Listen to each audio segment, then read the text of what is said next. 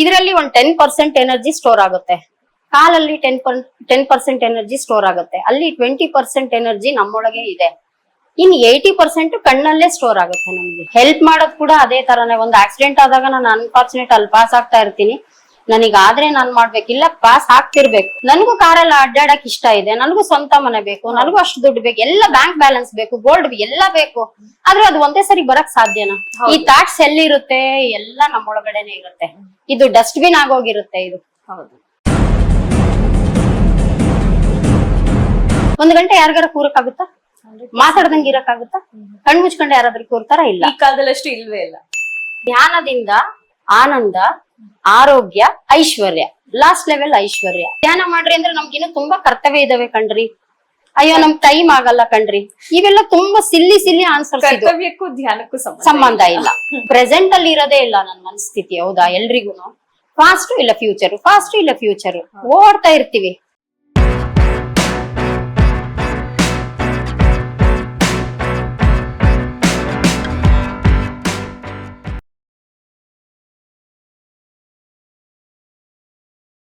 ಐವತ್ತು ವರ್ಷ, ಮನೆ, ಜವಾಬ್ದಾರಿಗಳು, ಜೀವನದ ಏರಿಳಿತಗಳು.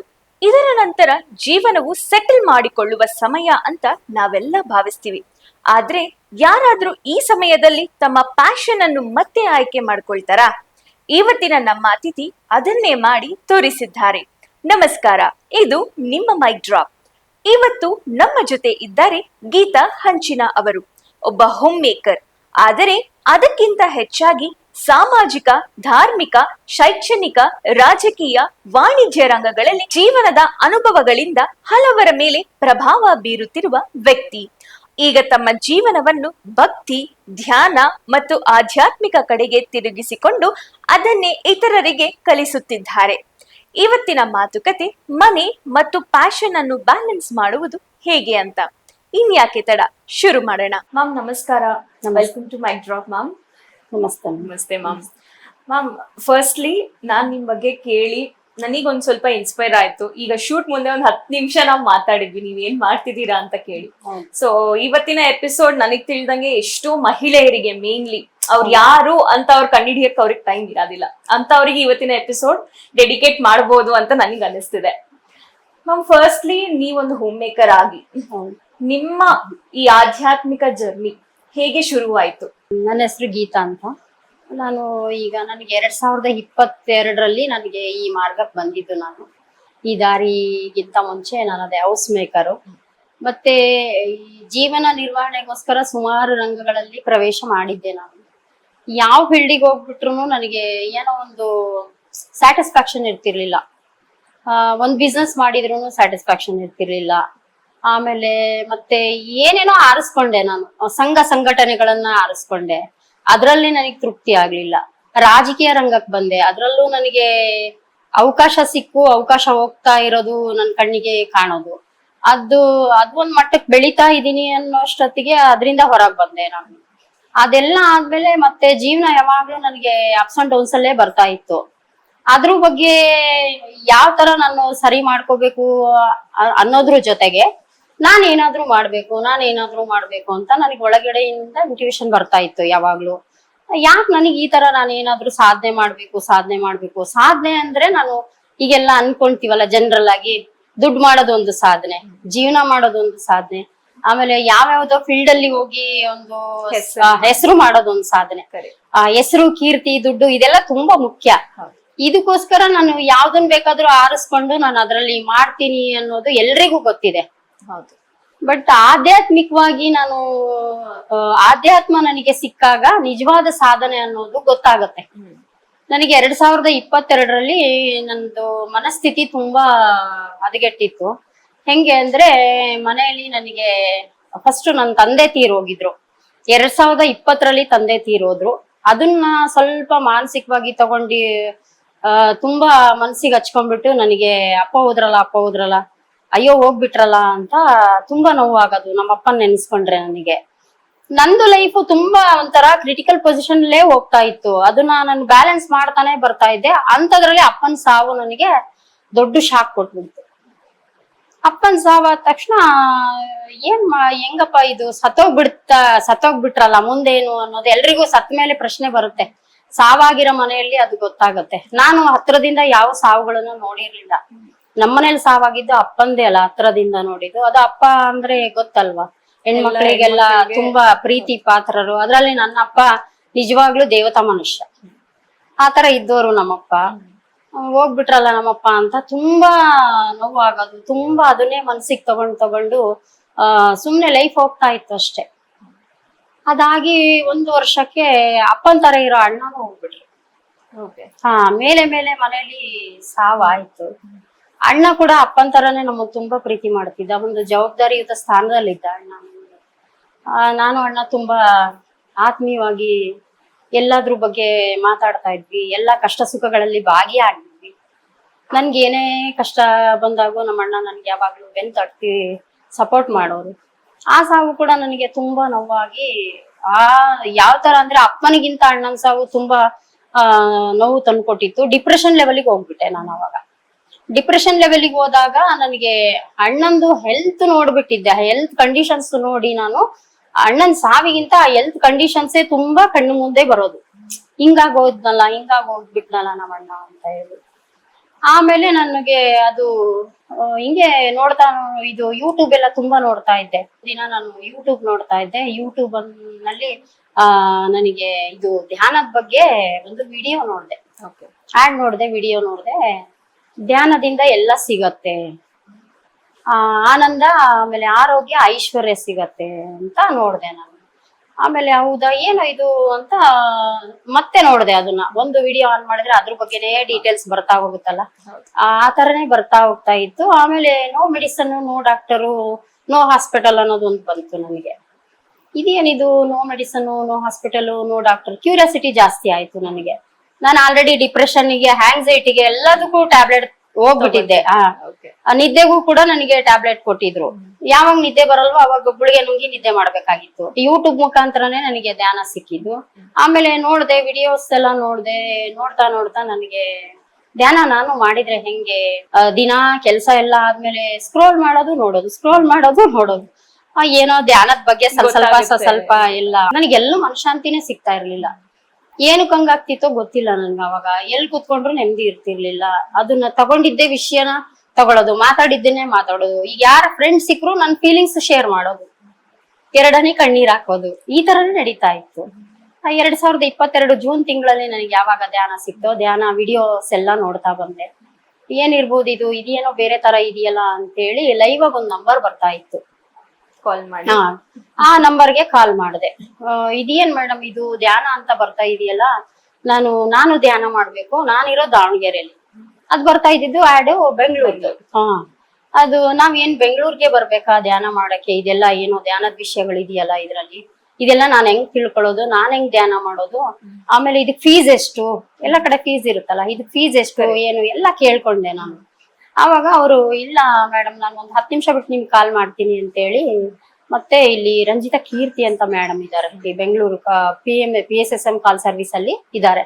ಆ ಮೇಡಮ್ಗೆ ನನ್ ಕಾಲ್ ಹೋಗಿದ್ದು. ಅವ್ರು ನನಗೆ ಇನ್ನು 10 ನಿಮಿಷ ಬಿಟ್ಟು ಕಾಲ್ ಮಾಡ್ತೀನಿ, ನಿಮ್ಗೊಂದ್ ನಂಬರ್ ಕೊಡ್ತೀನಿ, ನೀವು ಅವ್ರನ್ನ ಕಾಂಟ್ಯಾಕ್ಟ್ ಮಾಡ್ಕೊಳ್ಳಿ ಅಂತ ಹೇಳಿದ್ರು. ಆಯ್ತು ಮೇಡಮ್ ನನ್ ಕೊಡಿ ಅಂತ ಹೇಳಿ ನಾನು ಆ ನಂಬರ್ ತಗೊಂಡೆ. ನಂಬರ್ ತಗೊಂಡ್ಬಿಟ್ಟು ಆ ನಂಬರ್ಗೆ ಕಾಲ್ ಮಾಡಿದೆ. ಅದು ದಾವಣಗೆರೆಯಲ್ಲೇ ಧ್ಯಾನ ಮಾಡ್ಸೋರ್ ನಂಬರ್ ಆಗಿತ್ತು. ಅವ್ರು ಫಸ್ಟ್ ನನಗೆ ಧ್ಯಾನದ ಗುರುಗಳು ಮಾರುತಿರಾಮ್ ಅಂತ ಇದಾರೆ ದಾವಣಗೆರೆಯಲ್ಲಿ, ಅವ್ರಿಗೆ ಕಾಲ್ ಮಾಡಿದೆ. ಅವ್ರ ಏನ್ ಹೇಳಿದ್ರು, ನಮ್ಮ ನಾನು ಹೇಳ್ಕೊಡ್ತೀನಿ ಧ್ಯಾನನ, ಮನೆಗ್ ಬರ್ತೀರಾ, ಬನ್ನಿ ಮನೆಗೆ, ನಮ್ಮನೆ ಈ ಏರಿಯಾದಲ್ಲಿ ಇದೆ ಅಂತ ಹೇಳಿ. ನಾನು ಇರೋ ಏರಿಯಾದಿಂದ ಒಂದ್ 2-3 ಕಿಲೋಮೀಟರ್ ದೂರದಲ್ಲಿತ್ತು ಮನೆ. ಮನೆ ದೂರ ಆಗುತ್ತೆ ಸರ್, ನಾನು ಹಿಂಗ್ ವಾಕಬಲ್ ಬರಕ್ಕಾಗಲ್ಲ, ಹಂಗೆ ಕನ್ವಿನಿಯಂಟ್ ನೋಡ್ಕೊಂಡು ನಾನು ಹೇಳ್ದೆ ಅವರಿಗೆ. ನೋಡಿ ಮೇಡಮ್, ನಿಮ್ ಇಷ್ಟ, ಬರೋದಾದ್ರೆ ಬನ್ನಿ ಮನೆಗೆ, ಹೇಳ್ಕೊಡ್ತೀನಿ ಧ್ಯಾನ ಮಾತ್ರ ಅಂತ ಹೇಳಿದ್ರು. ಆಯ್ತು ಸರ್ ಅಂತ ಹೇಳ್ಬಿಟ್ಟು ಅವತ್ತು ಫೋನ್ ಇಟ್ಟೆ. ನೆಕ್ಸ್ಟ್ ಡೇ ಸರ್ ಫೋನ್ ಮಾಡಿದ್ರು ನನಗೆ. ನಾನು ನೀವಿರೋ ಏರಿಯಾದಲ್ಲೇ ಬಂದಿದ್ದೀನಮ್ಮ, ನನ್ನ ಮೊಮ್ಮಗುಗೆ ಅದೇ ನಿಮ್ಮ ಏರಿಯಾದಲ್ಲೇ ಸ್ಕೂಲ್ ಇದೆ, ಆ ಸ್ಕೂಲಿಗೆ ಮಗು ಕರ್ಕೊಂಡು ಹೋಗಕ್ ಬರ್ತೀನಿ, ನಿಮ್ದೇನು ಅಭ್ಯಂತರ ಇಲ್ಲ ಅಂದ್ರೆ ನಿಮ್ ಮನೆಗ್ ಬರ್ಬೋದಾ ನಾನು ಧ್ಯಾನ ಹೇಳ್ಕೊಡೋಕೆ ಅಂತ ಕೇಳಿದ್ರು. ನನಗೆ ಭಯ ಆಯ್ತು. ಯಾರೇನು ಧ್ಯಾನ ಹೇಳ್ಕೊಡೋಕ್ ನನ್ ಮನೆಗೆ ಬರ್ತೀನಿ ಅಂತಿದಾರೆ, ಇದೇನಪ್ಪ ನಾನು ಸುಮ್ನೆ ಇದು ಒಂದು ಹೊಸದನ್ನ ಏನೋ ರಿಸೀವ್ ಮಾಡ್ತಾ ಇದ್ದೀನಲ್ಲ ಅಂತ ಅನ್ಸಿತ್ತು ನನಗೆ. ನಮ್ಮನೇಲಿ ಯಾರು ಇರ್ಲಿಲ್ಲ. ಅತ್ತೆ ಇದ್ರು, ನಮ್ಮ ಅತ್ತೆ ಇದ್ರು. ಆದ್ರೂ ಧೈರ್ಯ ಮಾಡಿ ಆಯ್ತು ಸರ್ ಬನ್ನಿ ಅಂತ ಕರೆದೆ ನನಗೆ. ಸರ್ದು ವಾಯ್ಸ್ ಎಲ್ಲ ನೋಡ್ಬಿಟ್ಟು ಏನೋ ನೋಡೋಣ ಕೇಳೋಣ ಅಂತ ಕ್ಯೂರಿಯಾಸಿಟಿಗೆ ಆಯ್ತು ಸರ್ ಬನ್ನಿ ಅಂತೇಳಿ ಒಂದು ಟೈಮಿಂಗ್ಸ್ ಅವರು ಈ ಟೈಮಲ್ಲಿ ಬರ್ತೀನಿ ಅಂತ ಹೇಳಿದ್ರು. ಆಯ್ತು ಅಂತೇಳಿ ಬಂದ್ರು. ಬಂದಾಗ ಕೇಳಿದ್ರು, ಏನಮ್ಮ ಏನಕ್ಕೆ ಹೆಂಗ್ ಸಿಕ್ತಿ, ಏನು ಈ ಧ್ಯಾನ ಯಾಕೆ ಮಾಡ್ಬೇಕು ಅನ್ಸ್ತು, ಏನು ಎಲ್ಲ ಕೇಳಿದ್ರು. ನಾನು ಹೇಳಿದೆ, ನನಗೆ ಈ ಥರ ವೀಕ್ನೆಸ್, ಫಿಸಿಕಲ್ ವೀಕ್ನೆಸ್ ಶುರುವಾಗಿದೆ ಸರ್ ನನಗೆ. ಆಮೇಲೆ ಡಾಕ್ಟರ್ ಹತ್ರ ತೋರಿಸಿದ್ರೆ ಡಿಪ್ರೆಷನ್ ಅಂತ ಹೇಳ್ತಾರೆ, ಆಂಗ್ಸೈಟಿ ಅಂತ ಹೇಳ್ತಾರೆ, ನಿದ್ದೆ ಬರಲ್ಲ ಸರ್ ನನಗೆ, ಈ ಥರ ಎಲ್ಲ ನಾನು ಹೇಳಿದ್ನಲ್ಲ ಆ ಪರಿಸ್ಥಿತಿಗಳನ್ನೆಲ್ಲ ಅವ್ರ ಹತ್ರ ಸ್ವಲ್ಪ ಎಕ್ಸ್ಪ್ಲೇನ್ ಮಾಡಿದೆ. ಅವರು ಆಯ್ತಮ್ಮ ನಾನು ಧ್ಯಾನ ಕೂರಿಸ್ತೀನಿ, ನಾನು ಹೇಳ್ದಂಗೆ ನೀ ಧ್ಯಾನ ಮಾಡ್ತೀಯಾ ಅಂತ ಕೇಳಿದ್ರು.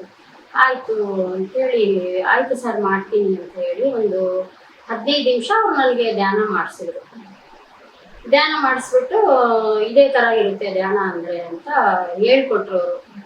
ಯಾವ ಥರ ದಿನ ಧ್ಯಾನ ಮಾಡ್ಕೋಬೇಕು ಏನು ಎಲ್ಲ ಹೇಳ್ಕೊಟ್ರು. ಆಯಿತು ಅಂತ ನಾನು ಧ್ಯಾನ ಮಾಡೋಕ್ಕೆ ಶುರು ಮಾಡಿದೆ. ಅವ್ರ ಮುಖಾಂತರ ನನಗೆ ಧ್ಯಾನ ಸಿಕ್ತು. ಎಷ್ಟೊಂದು ಜನ ಲೇಡೀಸ್ ಅವ್ರಿಗೆ ವರ್ಕ್ ಅನ್ನೋದು ತುಂಬಾ ಇಂಪಾರ್ಟೆಂಟ್. ಇವಾಗಿನ ಲೈಫ್ ಸ್ಟೈಲ್ ಆಗಿರ್ಬೋದು, ಜನರೇಷನ್ ಆಗಿರ್ಬೋದು, ಡೆಫಿನೆಟ್ಲಿ ಎಲ್ಲರೂ 90% ವರ್ಕಿಂಗ್ ವುಮೆನ್ ಇರ್ತಾರೆ. ಸೊ ವರ್ಕ್ ಮಾಡ್ತಾ ಮಾಡ್ತಾ ಫ್ಯಾಮಿಲಿ ನೋಡ್ಕೊಂತ ಅವ್ರ ಸೆಲ್ಫ್ ಮೇಲೆ ಅವ್ರ ಸೆಲ್ಫ್ ಅನ್ನೋದನ್ನ ಅವಳು ಕಳ್ಕೊಂತಾರೆ. ಎಸ್. ಸೊ ಅದನ್ನ ಹೇಗ್ ಬ್ಯಾಲೆನ್ಸ್ ಮಾಡೋದು? ಅದಕ್ಕೆ ಏನಾದ್ರೂ ಫಾರ್ಮುಲಾ ಇದೆಯಾ? ನಿಮ್ಮ ಇಷ್ಟು 51 years ಆಫ್ ಎಕ್ಸ್ಪೀರಿಯನ್ಸ್ ಅಲ್ಲಿ ಡೆಫಿನೆಟ್ಲಿ ನೀವೇನೋ ಒಂದು ಇದು ಕೊಡಕ್ ಆಗ್ಬಹುದು. ನನ್ನ ಪ್ರಕಾರ ಹೇಳಿದ್ರೆ, ನನ್ನ ಎಕ್ಸ್ಪೀರಿಯನ್ಸ್ ಪ್ರಕಾರ ನಾನು ಕೂಡ ಅದೇ ಲೈನಲ್ಲೇ ಇದ್ದೋಳು. ಹೌಸ್ ಮೇಕರ್ ಆಗಿದ್ದೆ ಅಷ್ಟೇ. ಈಗೆಲ್ಲ ಹೊರಗಡೆ ಹೋಗ್ಬೇಕಾಗತ್ತೆ. ನಾನು ಮನೇಲೆ ಇದ್ದು ಕೆಲವು ಉದ್ಯೋಗಗಳನ್ನ ನಾನು ಆರಿಸ್ಕೊಂಡಿದ್ದೀನಿ, ನಾನು ಮಾಡಿದ್ದೀನಿ. ಅದನ್ನ ಇವ್ರಿಗಿಂತ ಕಡಿಮೆ ಫೇಸ್ ಮಾಡಿರ್ಬೋದು. ನಾನು ಈಗ ವರ್ಕಿಂಗ್ ವುಮೆನ್ಸ್ ಗಿಂತ ಕಡಿಮೆ ಫೇಸ್ ಮಾಡಿರ್ಬೋದು. ಆದ್ರೆ ನಾನು ಹೇಳೋದು ಏನಂದ್ರೆ, ನಮ್ ಬಗ್ಗೆ ನಮ್ಗೆ ಗಮನ ಇರ್ಬೇಕು. ಅದು ಅವೇರ್ನೆಸ್ ತುಂಬಾ ಇಂಪಾರ್ಟೆಂಟ್. ಎಲ್ರಿಗೂ ಅದು ಇಂಪಾರ್ಟೆಂಟ್. ಅದ್ರ ಬಗ್ಗೆ ಎಲ್ರು ಗಮನ ಕೊಟ್ಕೊಂಡೇ ನಾವು ಮುಂದೆ ಹೋಗ್ಬೇಕು ಅಂತ ಹೇಳ್ತೀನಿ. ಮ್ಯಾಮ್, ಇನ್ನೊಂದು ನೀವು ಮಾತಾಡ್ತಾ ಧ್ಯಾನದಿಂದ ಆರೋಗ್ಯ, ಐಶ್ವರ್ಯ ಮತ್ತೆ ಅಭಿವೃದ್ಧಿ ಈ 3 ಸಿಗುತ್ತೆ ಅಂತ ಹೇಳಿದ್ರಿ. ಅಭಿವೃದ್ಧಿ, ಡೆವಲಪ್ಮೆಂಟ್, ಸೆಲ್ಫ್ ಡೆವಲಪ್ಮೆಂಟ್ ಅಗ್ರೀಡ್. ಮತ್ತೆ ಆರೋಗ್ಯ, ಹೌದು, ಮೆಂಟಲ್ ಪೀಸ್ ಇದ್ರೆ ಫಿಸಿಕಲ್ ಪೀಸ್ ಅನ್ನೋದು 100% ಬರುತ್ತೆ. ಐಶ್ವರ್ಯ ಅನ್ನೋದು ಹೇಗ್ ಬರುತ್ತೆ ಮ್ಯಾಮ್? ಅದನ್ನ ಧ್ಯಾನ ಮಾಡ್ಲೇಬೇಕು ಎಲ್ರು. ಧ್ಯಾನ ಮಾಡ್ತಾ ಮಾಡ್ತಾ ಈಗ ನಾನ್ ಬಂದಿರೋದು ನನಗೆ ಹೆಲ್ತ್ ಸರಿ ಇಲ್ಲ ಅಂತಾನೆ ಬಂದೆ. ಧ್ಯಾನಕ್ ಬರೋಕ್ಕಿಂತ ಮುಂಚೆ ಸುಮಾರು ದುಡ್ಡನ್ನ ಆಸ್ಪತ್ರೆಗೆ ಹಾಕ್ತಿದ್ದೆ ನಾನು. ಅದ್ ಸೇವ್ ಆಗ್ತಿತ್ತು. ನಾನು ಆಸ್ಪತ್ರೆಗೆ ಹಾಕೋ ದುಡ್ಡೆಲ್ಲ ಸೇವ್ ಆಗತ್ತೆ. ಮತ್ತೆ ಐಶ್ವರ್ಯ ಅಂದ್ರೆ ಏನ್ ಮೇಲಿಂದ ಉದುರು ಬಿಡಲ್ಲ ಎಲ್ರಿಗೂ. ನೀನ್ ಒಂದ್ ವರ್ಕ್ ಮಾಡಿದ್ರೆ ನಿಂಗ್ ದುಡ್ಡು ಬರುತ್ತೆ. ಆ ದುಡ್ಡನ್ನ ನೀನ್ ಯಾವ ತರ ಖರ್ಚು ಮಾಡ್ತೀಯಾ, ಯಾವ ತರ ಸೇವ್ ಮಾಡ್ತೀಯಾ, ಅದೆಲ್ಲ ನಿನಗ್ ನಾಲೆಡ್ಜ್ ತುಂಬಾ ಇಂಪಾರ್ಟೆಂಟ್. ಅದು ನಾಲೆಡ್ಜ್ ಇಲ್ದಂಗ ಆಗಿರೋದಕ್ಕೇನ ಎಲ್ರು ಐಶ್ವರ್ಯವಂತರ ಇಲ್ರಿ ಇಲ್ಲಿ. ಮನ್ಸ್ ಮಾಡಿದ್ರೆ ಪ್ರತಿ ಒಬ್ರುನು ಐಶ್ವರ್ಯವಂತರಾಗಿನೇ ಹೋಗ್ಬೋದು. ಆದ್ರೆ ಆ ನಾಲೆಡ್ಜ್ ಯಾರಿಗೂ ಇಲ್ವಲ್ಲ. ಆ ನಾಲೆಡ್ಜ್ ಬರ್ಬೇಕಂದ್ರೆ ಪೇಶನ್ಸ್ ಬೇಕು ಮನುಷ್ಯನಿಗೆ. ಈಗ ಪೇಶನ್ಸೇ ಇಲ್ವಲ್ಲ ಯಾರಿಗೂ. ಎಲ್ಲ ಬರೀ ಐಶ್ವರ್ಯದ ಮೇಲೆ ಕಣ್ಣು, ಲಕ್ಷ ಬಿಟ್ಟು ಕೋಟಿ ಮೇಲೆ ಕಣ್ಣು. ಎಲ್ರು ಕೋಟಿ ಸಂಪಾದನೆ ಮಾಡಕ್ಕೇನೆ ನೋಡ್ತೀವಿ. ನಾನು ಯಾವ ಲೆವೆಲ್ ಅಲ್ಲಿ ದುಡಿಬೇಕು ಅನ್ನೋದಕ್ಕಿಂತ ಆ ಕೋಟಿನ ಜಾಸ್ತಿ ಫೋಕಸ್ ಮಾಡ್ತಾ ಹೋಗ್ತೀವಿ ನಾವು. ಅವಾಗ ನಮ್ಮ ಹತ್ರ ಬರಲ್ಲ. ಈ ಕಾನ್ಸೆಪ್ಟ್ ಏನಂದ್ರೆ, ನೀವ್ ಹೇಳ್ದಂಗೆ ಧ್ಯಾನದಿಂದ ಆನಂದ, ಆರೋಗ್ಯ, ಐಶ್ವರ್ಯ, ಲಾಸ್ಟ್ ಲೆವೆಲ್ ಐಶ್ವರ್ಯ. ಆನಂದ ಯಾವಾಗ ಸಿಗುತ್ತೆ? ನಿನ್ ಬಗ್ಗೆ ನಿನಗೆ ಕಾಳಜಿ ಬಂದಾಗ, ನೀ ಕುತ್ಕೊಂಡು ಧ್ಯಾನ ಮಾಡಿದಾಗ ಒಳಗಡೆಯಿಂದ ಹ್ಯಾಪಿನೆಸ್ ಶುರುವಾಗುತ್ತೆ. ಅಟ್ಲೀಸ್ಟ್ ಒಂದ್ 7 days ಆದ್ರೂ ಕುತ್ಕೋ ನೀನು. ಒಂದ್ 10 ನಿಮಿಷನು ಕುತ್ಕೊಳಕ್ ಆಗ್ಲಿಲ್ದವಳು ಒಂದ್ 7 days, 1 ಗಂಟೆ ಅಥವಾ 1 ಗಂಟೆ, ಇಲ್ಲ ಅಂದ್ರೆ ನಿನ್ಗೆ ಎಷ್ಟು ಏಜ್ ಆಗಿದೆಯೋ, ನಿನ್ಗೆ 22 ವಯಸ್ಸು, 22 ನಿಮಿಷ ಕುತ್ಕೋ, ದಿನ ಕುತ್ಕೋ.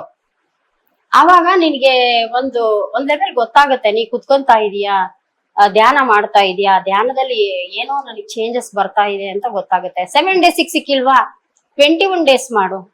21 days ಸಿಕ್ಕಿಲ್ವಾ, 41 days ಮಾಡು. ಈ ತರ ಮಾಡ್ತಾ ಹೋಗು. ನೀನು ಮಾಡ್ತಾ ಹೋದಾಗ 100% ಎಲ್ಲ ನಾಲೆಡ್ಜ್ ಸಿಗುತ್ತೆ ಮ್ಯಾಮ್. ನಾಲೆಡ್ಜೇ ಐಶ್ವರ್ಯ. ಅಲ್ಟಿಮೇಟ್ ಎಲ್ರಿಗೂ ನಾಲೆಡ್ಜ್ ಬೇಕು. ದುಡ್ಡು ಮಾಡೋದಕ್ಕೂ ನಾಲೆಡ್ಜ್ ಬೇಕು ಅಂತ ಒದ್ದಾಡ್ತಾ ಇದೀವಿ ಈಗ. ಬರೀ ದುಡ್ಡು ಮಾಡೋದೇ ಉದ್ದೇಶ ಆಗಿರ್ಬಾರ್ದು. ಅದು ಪ್ರಜ್ಞಾಪೂರ್ವಕವಾಗಿ ದುಡ್ಡು ಮಾಡಿದ್ರೆ ಮಾತ್ರ ಐಶ್ವರ್ಯವಂತರಾಗ್ತೀವಿ ಅಂತ ಈ ಧ್ಯಾನದಲ್ಲಿ ಗೊತ್ತಾಗುತ್ತೆ ನಮಗೆ. ಈಗ ಧ್ಯಾನ ಮಾಡಿ ಫಸ್ಟ್ 7 days ಕುತ್ಕೊಳ್ಳಿ, 14 days ಇಲ್ಲ 21 days ಅಂತ ನೀವ್ ಹೇಳಿದ್ರಿ. ಅವ್ರು ಓಕೆ, ಈಗ ಯಾರೋ ಈ ಶೋ ನೋಡ್ತಿರೋರು ಟ್ರೈ ಮಾಡೋಣ ಅಂತ ಕುತ್ಕೊಂಡ್ರು ಏನ್ ಮಾಡ್ಬೇಕು ಅವ್ರು ಕುತ್ಕೊಂಡು? ಅವ್ರು ಏನಿಲ್ಲ ಮ್ಯಾಮ್, ಧ್ಯಾನ ಅಂತ ಕುತ್ಕೋಬೇಕು, ಒಂದು ಪ್ರಾಪರ್ ಜಾಗದಲ್ಲಿ ಕುತ್ಕೋಬೇಕು. Because ಅವ್ರಿಗೆ ಏನು ನಾಲೆಜ್ ಇರೋದಿಲ್ಲ, zero knowledge. ನನ್ಗೂ ಕೂಡ ಇದ್ರ ಬಗ್ಗೆ ಮಾಹಿತಿ ಇಲ್ಲ. ಸೊ ಅಂತವ್ರು ಏನ್ ಮಾಡ್ಬೇಕು? ಏನಿಲ್ಲ, ಜಸ್ಟ್ ಕೈ 2 ಲಾಕ್ ಮಾಡ್ಬೇಕು, ಕಾಲ್ ಕೂಡ ಕ್ರಾಸ್ ಮಾಡ್ಬೇಕು. ಕೆಳಗ್ ಕುತ್ಕೊಳಕ್ ಆದವರು ಊಟ ಕೂರ್ತೀವಲ್ಲ ಆ ಇದ್ರಲ್ಲಿ ಕುತ್ಕೋಬೇಕು. ಆಮೇಲೆ ಕೆಳಗ್ ಕುತ್ಕೊಳಕ್ ಆಗ್ಲಿಲ್ದವ್ರು ಚೇರ್ ಮೇಲೆ ಕುತ್ಕೊಂಡ್ಬಿಟ್ಟು ಕಾಲ್ ಕ್ರಾಸ್ ಮಾಡ್ಕೋಬೇಕು, ಕಣ್ಣೆರಡು ಮುಚ್ಕೋಬೇಕು. ಇದರಲ್ಲಿ ಒಂದ್ 10% ಎನರ್ಜಿ ಸ್ಟೋರ್ ಆಗುತ್ತೆ. ಕಾಲಲ್ಲಿ 10% ಎನರ್ಜಿ ಸ್ಟೋರ್ ಆಗುತ್ತೆ. ಅಲ್ಲಿ 20% ಎನರ್ಜಿ ನಮ್ಮೊಳಗೆ ಇದೆ. ಇನ್ 80% ಕಣ್ಣಲ್ಲೇ ಸ್ಟೋರ್ ಆಗುತ್ತೆ. ನಮಗೆ ನಮ್ಮೊಳಗಡೆ ಎನರ್ಜಿನ ನಾವು ರಿಸೀವ್ ಮಾಡ್ತೀವಿ ಅವಾಗ. ಎನರ್ಜಿ ಅಂದ್ರೆ ಏನಂದ್ರೆ ಏನೋ ತಿಳ್ಕೊಂಡ್ಬಿಟ್ಟಿರ್ತಾರೆ. ಎನರ್ಜಿ ಅಂದ್ರೆ ದೈಹಿಕವಾಗಿ ಶಕ್ತಿ ಕೊಡುತ್ತೆ, ಅದಕ್ಕೆ ಮಾಡ್ಬೇಕೇನೋ ಆ ತರ ಅಂತ ಅದು ಒಂದು ತಪ್ಪು ತಿಳುವಳಿಕೆ ಇರುತ್ತೆ. ಬಟ್ ಎನರ್ಜಿ ಲೆವೆಲ್ ಎಲ್ಲಿಗೆ ಹೋಗುತ್ತೆ ಅಂದ್ರೆ ಏನ್ ಬೇಕಾದ್ರೂ ನಾವು ಮಾಡ್ತೀವಿ. ಮಾರ್ಗ ಮಾತ್ರ ಧ್ಯಾನ ಆಗಿರುತ್ತೆ. ಫಸ್ಟ್ ಲೆವೆಲ್ ಧ್ಯಾನ ಅಂತ ಮಾಡ್ತೀವಿ. ಅದು ಧ್ಯಾನ ಕೂತ್ಕೊಂಡಾಗ ಕಾನ್ಸಂಟ್ರೇಷನ್ ಲೆವೆಲ್ ಜಾಸ್ತಿ ಆಗುತ್ತೆ, ಕಾನ್ಫಿಡೆನ್ಸ್ ಲೆವೆಲ್ ಜಾಸ್ತಿ ಆಗುತ್ತೆ. ಮಾಡ್ತಾ ಮಾಡ್ತಾ ಮಾಡ್ತಾ ಗೊತ್ತಾಗುತ್ತೆ ನಮಗೆ, ನನ್ ಪಾಡಿ ನಾನು ಕುತ್ಕೊಂತಾ ಇದ್ದೀನಲ್ಲ, 1 ಗಂಟೆ ನಾನು ಹೆಂಗ್ 1 ಗಂಟೆ ಯಾರಿಗಾರ ಕೂರಕ್ಕಾಗುತ್ತಾ? ಮಾತಾಡ್ದಂಗ್ ಇರಕ್ಕಾಗುತ್ತಾ? ಕಣ್ ಮುಚ್ಕೊಂಡು ಯಾರಾದ್ರೂ ಕೂರ್ತಾರ? ಇಲ್ಲ. ಈ ಕಾಲದಲ್ಲಷ್ಟು ಇಲ್ವೇ ಇಲ್ಲ, ಯಾರು ಕೂರಕ್ಕಾಗಲ್ಲ. ಆವಾಗ ನಾವ್ ಈ ಧ್ಯಾನ ಅನ್ನೋದನ್ನ ಆಯ್ಕೆ ಮಾಡ್ಕೊಂಡ್ರೆ ಅದೆಲ್ಲ ಆಗುತ್ತೆ. ಅದೆಲ್ಲ ಮಾಡ್ಲೇಬೇಕು ನಾವು. ಸೊ ಇನಿಷಿಯಲ್ ಆಗಿ ಈಗ ಸ್ಟಾರ್ಟ್ ಮಾಡಿದವರು ಒಂದು 2 ಮಿನಿಟ್ಸ್ ಕಣ್ ಮುಚ್ಕೊಂತಾರೆ, ಏನು ಅರ್ಥ ಆಗಲ್ಲ, ನಿದ್ದೆ ಬಂದಂಗ ಆಗುತ್ತೆ. ಅಂತವ್ರು ಏನ್ ಮಾಡ್ಬೇಕು? ಇದು ಜನರಲ್ ಫೇಸ್ ಮಾಡಿ. ಇವಾಗ ನಾವು ಅಷ್ಟೇ ಟ್ರೈ ಮಾಡ ಅಂತ 2 ದಿನ ಕುತ್ಕೊಳ್ತೀವಿ, 3ನೇ ದಿನ ಆಗೋದಿಲ್ಲ. ಸೊ ಈ ತರ ಹರ್ಡಲ್ಸ್ ಅನ್ನೋದು ಅದ್ ಬರುತ್ತಾ? ಇಲ್ಲ ಅಂದ್ರೆ ಅದ್ ಏನೋ ಹೊಸದಾಗಿ ಸ್ಟಾರ್ಟ್ ಮಾಡಿದಾಗ ಯಾವಾಗ್ಲೂ ಒಂದು ಹರ್ಡಲ್ ಬಂದೇ ಬರುತ್ತೆ ಮ್ಯಾಮ್. ಅದ್ ಕಂಟಿನ್ಯೂ ಮಾಡ್ಬೇಕು ಅಂದ್ರೆ ಏನೋ ಒಂದು ಅಬ್ಸ್ಟ್ರಕ್ಷನ್ ಅನ್ನೋದು ಬರುತ್ತೆ. ಅದನ್ನ ಯಾವ ತರ ಅವಾಯ್ಡ್ ಮಾಡಿ ಅವರು ನಾವು ಕುತ್ಕೊಂಡಾಗ ಎಲ್ಲಕ್ಕಿಂತ ಮುಖ್ಯ ಕಣ್ ಮುಚ್ಕೊಂಡು ಕುತ್ಕೊಂಡಾಗ ಥಾಟ್ಸ್ ತುಂಬಾ ಬರುತ್ತೆ ಮೇಡಮ್. ಹೌದು. ಈ ಥಾಟ್ಸ್ ಎಲ್ಲಿರುತ್ತೆ? ಎಲ್ಲ ನಮ್ಮೊಳಗಡೆನೆ ಇರುತ್ತೆ. ಇದು ಡಸ್ಟ್ಬಿನ್ ಆಗೋಗಿರುತ್ತೆ ಇದು. ಹೌದು. ಈ ಥಾಟ್ಸ್ ಬಂದಾಗ ಕಟ್ ಮಾಡ್ಬೇಕು. ಅವಾಗ ನಾವು ಉಸಿರಿನ ಕಡೆ ಗಮನ ಕೊಡ್ಬೇಕು. ಆ ಉಸಿರಿನ ಕಡೆ ಗಮನ ಕೊಟ್ಟಾಗ ಥಾಟ್ಸ್ ಕಟ್ ಆಗತ್ತೆ. ಅದನ್ನ ನಾವು ಮಾಡ್ಬೇಕು. ಆಮೇಲೆ ಯಾಕಾಗಲ್ಲ? 2 ನಿಮಿಷ ಅಷ್ಟಿಗೆ ನಿದ್ದೆ ಬರುತ್ತೆ, 5 ನಿಮಿಷಕ್ಕೆ ನಿದ್ದೆ ಬರುತ್ತೆ, ಇದೆಲ್ಲ ಬರಲ್ಲ. ಬರ್ತಾ ಬರ್ತಾ ಬರ್ತಾ ಎಲ್ಲ ಕ್ಲೆನ್ಸಿಂಗ್ ಪ್ರೊಸೆಸ್ ನಡೆಯುತ್ತೆ. ಅದೆಲ್ಲ ನಡೆದು ನಾನು ಅರ್ಧ ಗಂಟೆ ಕುತ್ಕೊಂಡಾಗ ನಿಜವಾಗ್ಲೂ ನನಗೆ ಒಳಗಡೆಯಿಂದ ಹ್ಯಾಪಿನೆಸ್ ಶುರುವಾಗುತ್ತೆ. ನಾನು 10 ನಿಮಿಷ ಅಲ್ಲ, 5 ನಿಮಿಷ ಕುತ್ಕೊಳ್ಳಲ್ಲ. ಬಾಯಂತೂ ಸುಮ್ನೆ ಇರಲ್ಲ ನಂದು, ಕಣ್ಣಿನ ಮುಚ್ಚಕ್ ಆಗದೇ ಇಲ್ಲ. ನನಗೆ ಟ್ಯಾಬ್ಲೆಟ್ ತಗೊಂಡು ನಿದ್ದೆ ಮಾಡ್ಬೇಕಾಗಿತ್ತು, ಆ ತರ ಇದ್ದೋಳು ನಾನು. ಈ ಧ್ಯಾನಕ್ ಬಂದ ತಕ್ಷಣ ಎಲ್ಲ ಚೇಂಜಸ್ ಆಯ್ತು. ಆಮೇಲೆ ಧ್ಯಾನನ ನಾನು ತುಂಬಾ ದೇವ್ರಿಗಿಂತ ದೊಡ್ಡದು ಅಂತ ನನಗೆ ಧ್ಯಾನ ಹೇಳ್ಕೊಟ್ಟಿರೋರು ಗುರುಗಳು ಅಂತ ಹೇಳಿದ್ರು. ನೋಡಮ್ಮ, ನೀನ್ ಪೂಜೆ ಮಾಡಿದ್ಯಾ, ಮಂತ್ರ ಹೇಳಿದ್ಯಾ, ಜ್ಯೋತಿಷ ಹೇಳಿದ್ಯಾ, ಎಲ್ಲಾದ್ರೂ ನಿನಗೆ ಸಮಾಧಾನ ಸಿಕ್ಕಿದ್ಯಾ? ಇಲ್ಲ ತಾನೆ. ಇಲ್ಲಿ ಸಮಾಧಾನ ಸಿಗ್ತಾ ಇದೆಯಾ ನಿನ್ಗೆ? ಅವರು ಡೇ ಬೈ ಡೇ ಕೇಳೋರು, ಧ್ಯಾನ ಮಾಡ್ತಾ ಇದೀಯಾ? ಆಮೇಲೆ ಅರ್ಲಿ ಮಾರ್ನಿಂಗ್ ಬೇಗ ಎದ್ದೇಳಿ ಅಂತ ಹೇಳೋರು. ನಾನು ಅರ್ಲಿ ಮಾರ್ನಿಂಗ್ ನನ್ಗೆ ಎಚ್ಚರ ಇರೋದು, ಆದ್ರೆ ಧ್ಯಾನ ಕೂರ್ತಿರ್ಲಿಲ್ಲ. ಅದೇನ್ ಧ್ಯಾನ, ಹೆಂಗ್ ಕೂರೋದು ನಾನು? ಇದೇ ಪ್ರಶ್ನೆ ಆಗೋದು. ಬಟ್ ಒಂದಿನ ಪ್ರಾಕ್ಟೀಸ್ ಮಾಡ್ತಾ ಮಾಡ್ತಾ ನನಗೆ ಕುತ್ಕೊಳಕ್ ನನಗಾಯ್ತು. ನನಗಾಗಿದೆ ಅಂದ್ರೆ ಎಲ್ರಿಗೂ ಆಗುತ್ತೆ ಅಂತ ನನ್ ಭಾವನೆ. ಎಲ್ರು ಮಾಡ್ಬೋದು ಮೇಡಮ್, 100% ಎಲ್ರು ಮಾಡ್ಕೋಬಹುದು. ಧ್ಯಾನದ ಗುರುಗಳು ಪತ್ರಿ ಸರ್ ಅಂತ ಇದಾರಲ್ಲ, ಅವ್ರದ್ದೇನು ಕಾನ್ಸೆಪ್ಟ್ ಅಂದ್ರೆ ಧ್ಯಾನ ಪ್ರಚಾರ, ಸಜ್ಜನ ಸಾಂಗತ್ಯ, ಮತ್ತೆ ಇದು ಸ್ವ ಅಧ್ಯಾಯ, ಆಮೇಲೆ ಸೇವೆ. ಇದು 5 ನಾವು ಅಳವಡಿಸ್ಕೊಂಡ್ರೆ ನೀವ್ ಹೇಳಿದ್ರಲ್ಲ ಐಶ್ವರ್ಯವಂತರಾಗಿರ್ತೀವಿ ಅಂತ, ಹೆಂಗೆ ಅಂತ ನಿನ್ಗೆ ಗೊತ್ತಾಗುತ್ತೆ. ಅದು ಎಕ್ಸ್ಪೀರಿಯನ್ಸ್ ನಾನು ಮಾಡ್ತಾ ಇದ್ದೀನಲ್ಲ, ನಾನು ಹೇಳ್ತೀನಿ ಅದನ್ನ. ಅದು ಗೊತ್ತಾಗತ್ತೆ. ಅಷ್ಟು ಧ್ಯಾನ ಆರಿಸ್ಕೊಂಡೆ ನಾನ್ ಮಾಡ್ದೆ, ನನ್ಗೆ ಚೆನ್ನಾಗ್ ಅನ್ಸ್ದಾಗ ನಿಮ್ಗೆ ಹೇಳ್ದೆ, ನೀವು ಕೂಡ ಅದನ್ನ ಎಕ್ಸ್ಪೀರಿಯನ್ಸ್ ಮಾಡಿದ್ರಿ. ನೀವು ಅದ್ರ ಬಗ್ಗೆನೆ ಮಾತಾಡಕ್ ಶುರು ಆಯ್ತು. ಅದೇ ಸಜ್ಜನ ಸಾಂಗತ್ಯ. ನನ್ಗೂ ನಿನ್ಗೂ ಒಂದು ಒಳ್ಳೆ ಫ್ರೆಂಡ್ಶಿಪ್ ಬೆಳೆದಿದ್ದು ಧ್ಯಾನದಿಂದ ಅಂದಾಗ, ನೀನು ಏನ್ ಮಾತಾಡ್ತೀವಿ? ಧ್ಯಾನದ ಬಗ್ಗೆ ಮಾತಾಡ್ತೀವಿ. ಧ್ಯಾನದಿಂದ ಆಚೆ ಏನ್ ಮಾತಾಡ್ತಾ ಇದ್ವಿ? ಬೇರೆ ಫ್ರೆಂಡ್ಸ್ ಬಗ್ಗೆ ಮಾತಾಡ್ತಾ ಇದ್ವಿ, ಫ್ರೆಂಡ್ಸ್ ಬಟ್ಟೆ ಬಗ್ಗೆ ಮಾತಾಡ್ತಾ ಇದ್ವಿ, ಅವ್ರ ಹತ್ರ ಇರೋ ದುಡ್ಡಿನ ಬಗ್ಗೆ ಮಾತಾಡ್ತಾ ಇದ್ವಿ. ಇದೆಲ್ಲ ಕಟ್ ಆಗುತ್ತೆ ಮೇಡಮ್. ನಮ್ಮನ್ನು ನಾವ್ ಯಾವತ್ತೂ ಗಮನಿಸೋದೇ ಇಲ್ಲ. ಬರೀ ಪಕ್ಕದ ಮನೆಯವ್ರನ್ನೇ ನೋಡ್ತೀವಿ, ಎದುರುಗಡೆ ನಿಂತಿರೋರು ನೋಡ್ತೀವಿ, ಅವ್ರ ಕಾರ್ ನೋಡ್ತೀವಿ, ಅವ್ರ ಮನೆ ನೋಡ್ತೀವಿ. ಕಂಪ್ಯಾರಿಸನ್ ತುಂಬಾ ಅದು ನೋವು ಕೊಡುತ್ತೆ ಎಲ್ರಿಗೂ.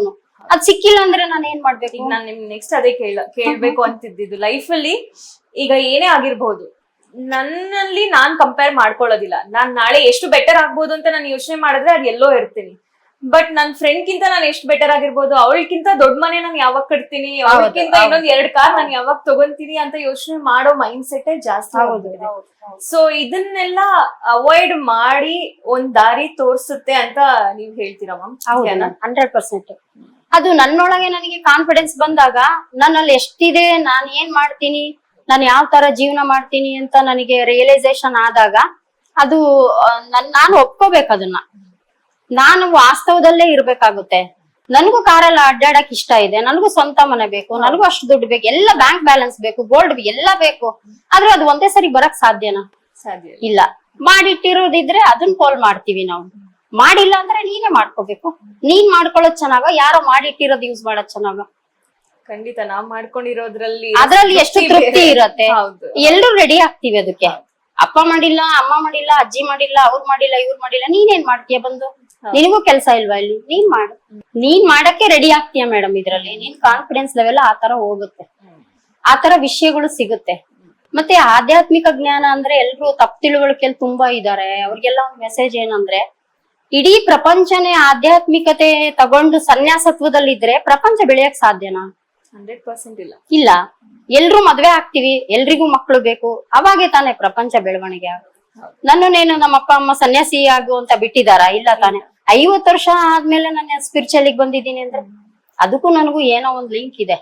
ಅದ್ ನನಗೆ ಯಾವಾಗೋ ಸಿಗ್ಬೇಕಿತ್ತು. ಯಾವಾಗೋ ಸಿಕ್ಕಿದ್ರೆ ನಾನು ತುಂಬಾ ಚೆನ್ನಾಗಿ ಇನ್ನೂ ಸ್ಟಿಲ್ನೆಸ್ ಆಗಿರ್ತಿದ್ದೆ. ಮತ್ತೆ ಸಾಧನೆ ಕಡೆಗೆನೆ ಫೋಕಸ್ ಮಾಡ್ತಿದ್ದೆ. ಅದಕ್ಕಿಂತ ಮುಂಚೆ ಬರೀ ನೋವುಗಳನ್ನೇ ನಾನೇ ತಗೊಂಡಿದ್ದೀನಿ. ಮತ್ತೆ ಈಗ ಪ್ರೆಸೆಂಟ್ ಅಲ್ಲಿ ಇರೋದೇ ಇಲ್ಲ ನನ್ನ ಮನಸ್ಥಿತಿ. ಹೌದಾ? ಎಲ್ರಿಗೂ ಫಾಸ್ಟ್ ಇಲ್ಲ ಫ್ಯೂಚರ್, ಫಾಸ್ಟ್ ಇಲ್ಲ ಫ್ಯೂಚರ್, ಓಡ್ತಾ ಇರ್ತೀವಿ. ಫಾಸ್ಟ್ ಇಂದ ರಿಕಾಲ್ ಮಾಡ್ತಾ ಇರ್ತೀವಿ, ಫ್ಯೂಚರ್ಗೆ ಏನೋ ಓಡ್ತಾ ಇರ್ತೀವಿ. ಅದ್ ಯಾವ್ದು ಅವಶ್ಯಕತೆ ಇಲ್ಲ. ಪ್ರೆಸೆಂಟ್ ಅಲ್ಲಿ ಇರ್ಬೇಕು. ಫಸ್ಟ್ ಪ್ರೆಸೆಂಟ್ ಬರೋದು ಈ ಧ್ಯಾನಕ್ ಬಂದ್ಮೇಲೆನೆ ಬರ್ತೀವಿ ಮೇಡಮ್. ಆಮೇಲೆ ಏನ್ ಮಾಡ್ತೀವಿ ಅಂದ್ರೆ, ಈಗ ಒಂದು ಬಾರ್ಡರ್ ಹಾಕೊಂಡ್ಬಿಟ್ಟಿರ್ತೀವಿ. ನಾನು, ನನ್ ಗಂಡ, ನನ್ ಮಕ್ಳು, ನನ್ ಮನೆ, ಅಷ್ಟೇ ಚೆನ್ನಾಗಿರ್ಬೇಕು. ಹೊರಗಡೆ ಪರಿಸರದ ಬಗ್ಗೆ ನಮ್ಗೆ ಏನ್ ಕಾಳಜಿ ಇರಲ್ಲ. ಇದ್ರಲ್ಲಿ ಪರಿಸರದ ಬಗ್ಗೆ ಕಾಳಜಿ ಬರ್ತಾ ಹೋಗುತ್ತೆ. ಪ್ರತಿ ಒಂದು ಜೀವಿ ಬಗ್ಗೆ ಗೊತ್ತಾಗ್ತಾ ಹೋಗುತ್ತೆ. ಪ್ರಕೃತಿ ಬಗ್ಗೆನೂ ನಾಲೆಡ್ಜ್ ಸಿಗ್ತಾ ಹೋಗುತ್ತೆ. ಪ್ರಕೃತಿನ ನಾವು ಹೆಚ್ಚಾಗಿ ಪ್ರೀತಿ ಮಾಡಕ್ ಶುರು ಮಾಡ್ತೀವಿ. ಪ್ರಕೃತಿ ಜೊತೆಗೆ ನಾವ್ ಎಷ್ಟು ಕನೆಕ್ಟ್ ಆಗ್ತೀವೋ ಅಷ್ಟು ನಾವು ನಮ್ದು ಡೆವಲಪ್ಮೆಂಟ್ಸ್ ಜಾಸ್ತಿ ಆಗುತ್ತೆ. ಮ್ಯಾಮ್, ನೀವು ಈ ಫೀಲ್ಡ್ ಅಲ್ಲಿ ಆಲ್ಮೋಸ್ಟ್ ಒಂದು 4-5 ಇಯರ್ಸ್ ನೀವು ಡೀಪ್ ಆಗಿ ಇರೋದು. 4 ವರ್ಷ ಆಯ್ತು. ಕರ್ಮ ಅನ್ನೋದು ನಂಬ್ತೀರಾ ಮ್ಯಾಮ್? 100% ನಂಬ್ತೀನಿ ಮೇಡಮ್. ಸೊ ಈಗ ಮುಂಚೆ ಏನಂತಿದ್ರು, ಲೈಕ್ ನಾವ್ ಬೆಳಿತಾ ಬೆಳಿತಾ ನಾನ್ ಕೇಳಿರೋದು, ತಪ್ಪು ಮಾಡಿದ್ರೆ ಅದು ನಿನ್ಗ್ ಬರಲ್ಲ, ನಿನ್ ಮಕ್ಳಿಗೆ ಬರುತ್ತೆ, ಆ ಕಾಲ ಹೋಯ್ತು. ಇವಾಗ ತಪ್ಪು ಮಾಡಿದ್ರೆ ಅದ್ ನಿನ್ನೆ ಹೊಡೆದು ಬಿಟ್ಟು ಹೋಗುತ್ತೆ, ಅಷ್ಟು ಫಾಸ್ಟ್ ಆಗಿದೆ ರಿಯಾಕ್ಷನ್ಸ್ ಎಲ್ಲ. ಹೌದು. ಸೊ ಕರ್ಮ ಸಿದ್ಧಾಂತದ ಬಗ್ಗೆ ನೀವೇನ್ ಹೇಳಕ್ ಇಷ್ಟಪಡ್ತೀರಾ? ಇದ್ರಲ್ಲಿ ತುಂಬಾ ಮುಖ್ಯ ಮೇಡಮ್. ಇದು ಧ್ಯಾನದಲ್ಲಿ ಕರ್ಮ ಸಿದ್ಧಾಂತಕ್ಕೆ ತುಂಬಾ ವ್ಯಾಲ್ಯೂಸ್ ಇದೆ. ತಕ್ಷಣ ಗೊತ್ತಾಗ್ಬಿಡುತ್ತೆ ಧ್ಯಾನಕ್ ಬಂದ ತಕ್ಷಣ ಇದು ಯಾವ ಕರ್ಮ. ನಾವ್ ಅದಕ್ಕಿಂತ ಮುಂಚೆ ಏನ್ ಮಾಡ್ತೀವಿ, ಲೈಫ್ ತುಂಬಾ ನೋವು ಕೊಟ್ಟಾಗ ಈ ಲೈಫೇ ಬೇಡಪ್ಪ ನನ್ಗೆ, ಇದ್ ಯಾವ ಜನ್ಮದ ಕರ್ಮನೋ ಏನೋ ಅಂತ ನಮ್ ಬಾಯಲ್ಲಿ ಜನರಲ್ ಆಗ ಬರ್ತಾ ಇರುತ್ತೆ. ಆ ಕರ್ಮ ಅಂದ್ರೆ ಏನಂತ ಗೊತ್ತಿರಲ್ಲ ನಮ್ಗೆ. ಅವಾಗ ಅದ್ರ ಬಗ್ಗೆ ಎಲ್ಲರ ಹತ್ರ ಮಾತಾಡ್ತಾ ಇರ್ತೀವಿ, ಇದೇನೋ ಕರ್ಮ ಕಣೆ, ಆ ತರ ಈ ತರ ಎಲ್ಲ ಹೇಳ್ತಾ ಇರ್ತೀವಿ. ಹೇಳಿದ್ರು ಕೂಡ ನಮ್ಗೆ ಅದ್ರ ಬಗ್ಗೆ ಅರಿವಿರಲ್ಲ. ಈ ಮಾರ್ಗಕ್ ಬಂದಾಗ ಅದ್ ಇಮಿಡಿಯೇಟ್ ಆಗಿ ಗೊತ್ತಾಗುತ್ತೆ ಕರ್ಮ ಅಂದ್ರೆ ಏನು. ಕರ್ಮ ಏನು ಅಲ್ಲ, ನಾನ್ ಮಾಡಿರೋ ಕೆಲ್ಸ ಒಳ್ಳೇದು ಕೆಟ್ಟದ್ದು ಅಷ್ಟೇ. ನಿನ್ ಮಾತು ಒಳ್ಳೇದಾ, ಅದು ಕೂಡ ಕರ್ಮನೇ. ನೀನ್ ಒಳ್ಳೇದೇ ಮಾತಾಡ್ಬೇಕು, ನೋಡೋದು ಒಳ್ಳೇದನ್ನೇ ನೋಡ್ಬೇಕು, ತಗೊಳ್ಳೋದು ಒಳ್ಳೇದನ್ನೇ ತಗೋಬೇಕು, ಮಾಡೋದು ಒಳ್ಳೇದನ್ನೇ ಮಾಡ್ಬೇಕು. ಇದೆಲ್ಲ ಕರ್ಮ ಸಿದ್ಧಾಂತದಲ್ಲೇ ಬರುತ್ತೆ. ಮಾತು ಕೂಡ ಮಾತು ಮುತ್ತಾಗಿರ್ಬೇಕು ಅಂತ ಹೇಳ್ತೀವಿ. ಯಾರಾದ್ರೂ ಮುತ್ತಿನ ತರ ಮಾತಾಡ್ತೀವ? ಮಾತಲ್ಲಿ ಎಷ್ಟು ಕರ್ಮ ಇದೆ, ಅದು ತುಂಬಾ ಮುಖ್ಯ. ಕರ್ಮ ಸಿದ್ಧಾಂತ ತುಂಬಾ ಇದೆ ಮೇಡಮ್. ಮತ್ತೆ ಈಗ ಯಾರಾದ್ರೂ ಅದನ್ನ ಚೇಂಜ್ ಮಾಡ್ಕೋಬೇಕು, ಈಗ ಆಲ್ರೆಡಿ ಏನೋ ನಂಗೆ ಗೊತ್ತಿಲ್ದೆ ಏನೋ ಮಾತಾಡ್ಬಿಟ್ಟಿರ್ತಾರೆ, ಏನೋ ಒಂದ್ ಇದು ಅಂದ್ಬಿಟ್ಟಿರ್ತಾರೆ ಯಾರನೋ, ಅದನ್ನ ಚೇಂಜ್ ಮಾಡ್ಕೋಬೇಕು ಅಂದ್ರೆ ಪಶ್ಚಾತ್ತಾಪ ಅನ್ನೋದು ಇಂಪಾರ್ಟೆಂಟ್ ಆಗುತ್ತಾ ಇಲ್ಲ ಏನು ಮ್ಯಾಮ್? ಬಹಳ ಇಂಪಾರ್ಟೆಂಟ್ ಆಗುತ್ತೆ. ಪಶ್ಚಾತ್ತಾಪನೆ ಅವರಿಗೆ ಕರ್ಮ ರಿಲೀಸ್ ಆಗಕ್ಕೆ ಒಂದು ಸಣ್ಣ ದಾರಿ. ಹೌದು. ಅದಾದ್ಮೇಲೆ ಗ್ರಾಟಿಟ್ಯೂಡ್ ಅದ್ ಕೊಡ್ಬೇಕಾ, ಅದು ತೋರಿಸು, ಅದನ್ನ ನಾವು ಕೇಳ್ಕೋಬೇಕಾ. ನೀನ್ ಮಾಡಿದ್ದಕ್ಕೆ ನಿನಗೆ ಶಿಕ್ಷೆ ಬೇಡ ಅಂದಾಗ ನೀನ್ ಅದಕ್ಕೆ ನಾನ್ ಮಾಡಿದೀನಿ ಅಂತ ಒಪ್ಕೋಬೇಕು, ಶರಣಾಗತಿ ಕೇಳ್ಕೋಬೇಕು. ಇದ್ ನಾನ್ ಮಾಡ್ಬಾರ್ದಿತ್ತು ಅಂತ ಹರವಾಗುತ್ತೆ ತಾನೆ, ಅದು ಕರ್ಮನೆ. ನಾನು ಏನೋ ಒಂದ್ ಮಾಡ್ಬಿಟ್ಟಿರ್ತೀನಿ, ಏನೋ ಒಂದ್ ಬೇಡ ಆಗಿರೋದನ್ನ ಮಾಡ್ಬಿಟ್ಟಿರ್ತೀನಿ, ಅದು ಕರ್ಮ ಸಿದ್ಧಾಂತದಲ್ಲಿ ಇದೆ ಅನ್ನೋದು ನನ್ ಪಶ್ಚಾತ್ತಾಪದಲ್ಲೇ ಗೊತ್ತಾಗುತ್ತೆ. ಯಾಕಂದ್ರೆ ಅದು ಮಾಡಿ ಸುಮ್ನಿರಕ್ ಬಿಡಲ್ಲ ಮನಸ್ಸಿಗೆ. ಬೇಡವಾಗಿರೋದು ಮಾಡಿದ್ರೆ ನನ್ನನ್ನೇ ಸುತ್ತೊಡಿತಾ ಇರುತ್ತೆ ಅದು. ಆ ಸುತ್ತೋಡ್ದಾಗ ನಾನು ಏನ್ ಮಾಡ್ತೀನಿ, ಅದನ್ನ ಕಿತ್ತಾಕಕ್ ನೋಡ್ತೀನಿ. ಅವಾಗ ನಾನು ಪಶ್ಚಾತ್ತಾಪಕ್ಕೆ ಹೋಗ್ಲೇಬೇಕು, ಗ್ರಾಟಿಟ್ಯೂಡ್ ಕೇಳಲೇಬೇಕು. ಅಂಡ್ ಇನ್ನೊಂದು ಮ್ಯಾಮ್, ನೀವು ಒಂದ್ ಪದ ಯೂಸ್ ಮಾಡಿದ್ರಿ, ಯೂನಿವರ್ಸ್ ಅಂತ. ಹೌದು. ಸೊ ಅದು ಯೂನಿವರ್ಸ್ ಅನ್ನೋದು ಎಲ್ಲಾರ್ಗೂ ಗೊತ್ತಿರೋದೆ. ಸೊ ನಮ್ ಸುತ್ತು ಇರೋ ಎನರ್ಜಿ ಆಗಿರ್ಬೋದು, ಆರಾ ಆಗಿರ್ಬೋದು, ನೇಚರ್ ಆಗಿರ್ಬೋದು, ಇಲ್ಲ ಅಂದ್ರೆ ಒಂದ್ ಎನರ್ಜಿ ನಮ್ಮೆಲ್ಲರನ್ನು ಗೈಡ್ ಮಾಡ್ತಿರೋ ಎನರ್ಜಿನೂ ಒಂದ್ ಯೂನಿವರ್ಸ್ ಅಂತ ನಾವು ಕರಿತೀವಿ. ಈಗ ನಮ್ಗೆ ಏನೋ ಬೇಕು, ಅದನ್ನ ಯೂನಿವರ್ಸ್ಗೆ ಹೇಳಿ, ಯೂನಿವರ್ಸ್ ನ ಕೇಳಿ, ಅದ್ ನಿಮಗ್ ಕೊಡುತ್ತೆ ಅಂತ. ಸೊ ಏನು ಐಡಿಯಾ ಇಲ್ದೇ ಇರೋರು ಯೂನಿವರ್ಸ್ ಹತ್ರ ಹೋಗಿ ನಂಗೆ ಈ ತರ ಬೇಕು, ಅದು ಮೆಟೀರಿಯಲಿಸ್ಟಿಕ್ ಆಗಿರ್ಬೋದು, ಇಲ್ಲ ರಿಯಲಿಸ್ಟಿಕ್ ಆಗಿರ್ಬೋದು, ಏನಾದ್ರೂ ಆಗಿರ್ಬೋದು, ಅದಕ್ಕೆ ಲಿಮಿಟ್ ಅನ್ನೋದಿಲ್ಲ ಅಂತ ಹೇಳ್ತಾರಲ್ಲ. ಅದ್ ಕೇಳ್ದಾಗ ಇಮಿಡಿಯೇಟ್ ಆಗಿ ಅಷ್ಟು ಸಿಗೋದಿಲ್ಲ. ಸೊ ಕೇಳ್ತಾನೆ ಇದ್ದು ಒನ್ ಟೈಮ್ ಹೆಂಗಾಗ್ಬಿಡುತ್ತೆ ಅಂದ್ರೆ, ನಾನು ಯಾರ ಹತ್ರ ಮಾತಾಡ್ತಿದ್ದೀನಿ, ಏನ್ ಮಾಡ್ತಿದ್ದೀನಿ ಅಂತ ಪಾಯಿಂಟ್ ರೀಚ್ ಆಗಿರೋ ಅವರಿಗೆ ಅವ್ರು ಏನ್ ಮಾಡ್ಬೇಕು ಮ್ಯಾಮ್? ಅದೊಂದು ಗಿವ್ ಅಪ್ ಪಾಯಿಂಟ್. ಅದು ಸಾಕಾಯ್ತೀನಿ, ನಂಗೆ ಬೇಡ, ಆಗಿದ್ದಾಗುತ್ತೆ ಬಿಡು ಅಂತ ಹೇಳಿ ವಾಪಸ್ ಅವರು ಝೀರೋಗೆ ಬರ್ತಾರೆ. ಮತ್ತೆ ಅವ್ರು ಎಲ್ಲಿಂದ ಸ್ಟಾರ್ಟ್ ಆದ್ರೂ ಅಲ್ಲಿಗೆ ಬರ್ತಾರೆ. ಅಂತ ಅವರಿಗೆ ನೀವು ಏನ್ ಹೇಳಕ್ ಇಷ್ಟಪಡ್ತೀರಾ ಮ್ಯಾಮ್? ಮೇಡಮ್, ನಾನು ದೇವ್ರನ್ನ ನಂಬ್ತೀನಿ ತಾನೆ, ಅದೇ ದೇವರೇ ಯೂನಿವರ್ಸ್ ತಾನೆ. ಕರೆಕ್ಟ್. ಯೂನಿವರ್ಸ್ ಮೀನ್ಸ್ ದೇವ್ರು, ದೇವ್ರ ಮೀನ್ಸ್ ಯೂನಿವರ್ಸ್. ದೇವ್ರನ್ನ ನೀನ್ ಪೂಜಿಸ್ತೀಯಾ, ಯಾವ ತರ ಪೂಜಿಸ್ತೀಯಾ?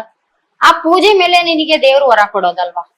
ಆ ತರ ಯೂನಿವರ್ಸ್ ಬಗ್ಗೆ ನೀ ತಿಳ್ಕೊ ಫಸ್ಟ್. ನೀನ್ ಯಾರಿಗೋಸ್ಕರ ಏನ್ ಕೇಳ್ತಾ ಇದೀಯಾ ಅದನ್ನ ತಿಳ್ಕೊ ಫಸ್ಟ್. ನಿನಗ್ ಸಿಕ್ಕಿದ್ದು ನೀನ್ ಕೊಡ್ತೀಯಾ ಅಥವಾ ಬಚ್ಚಿಟ್ಕೊಳ್ತೀಯಾ? ಅದನ್ನು ಎಲ್ಲ ಕರೆಕ್ಷನ್ ಆದ್ಮೇಲೆ ನಮಗೆ ಯೂನಿವರ್ಸ್ ಕೊಡೋದು. ಸೊ ಅವರಿಗೆ ಬೇಕು ಅದೊಂದು, it's not just an answer ಅಂತ ಅಲ್ಲ, ಅದೊಂದು ಪಾತ್ ಕ್ರಿಯೇಟ್ ಮಾಡ್ಕೋಬೇಕು. ನಾನ್ ಮಾಡ್ಕೋಬೇಕು ಅದನ್ನ ಫಸ್ಟ್. ಅದಕ್ಕೆ ಕೆಲವು ಮಾರ್ಗಗಳಿದಾವೆ. ಈಗ ಮನಸ್ಸಿಗೆ ಸಮಾಧಾನಕ್ಕೆ ದೇವ್ರ ಮನೆ ಅಂತ ಮನೇಲಿ ಒಂದು ಮನೆ, ದೇವ್ರ ಮನೆನ ದೇವ್ರನ್ನ ಸಪರೇಟ್ ಆಗ್ಬಿಟ್ಟು ನಾವು ಅಡಿಗೆ ಮನೇಲಿ ದೇವ್ರು ಇಡಕ್ಕಾಗುತ್ತಾ? ಇಲ್ಲ. ಎಲ್ಲ ಕಡೆ ದೇವ್ರ ಇದಾನೆ ಅಂತೀವಿ, ಆದ್ರೆ ದೇವ್ರಿಗೆ ಒಂದು ಜಾಗನ ಮಾಡ್ತೀವಿ, ದೇವಾಲಯಗಳನ್ನ ಕಟ್ಟಿಸ್ತೀವಿ. ಇದೆಲ್ಲ ಯಾಕಿದೆ? ಅಲ್ಲಿ ಬೇರೆ ಏನು ನಡಿಬಾರ್ದು. ದೇವ್ರನ್ನಷ್ಟೇ ಪೂಜೆ ಮಾಡ್ಬೇಕು, ಪ್ರಾರ್ಥನೆ ಅಷ್ಟೇ ನಡಿಬೇಕು, ಆ ದೇವ್ರಿಗೆ ಅಷ್ಟೇ ಸಂಬಂಧಪಟ್ಟಿರೋದ್ ನಡಿಬೇಕು. ಆದ್ರೆ ಅಡಿಗೆ ಮನೇಲಿ ಎಲ್ರು ಅಲ್ಲೇ ತಿಂತೀವಿ, ಎಲ್ರು ಅಲ್ಲೇ ಅಡಿಗೆ ಮಾಡ್ತೀವಿ.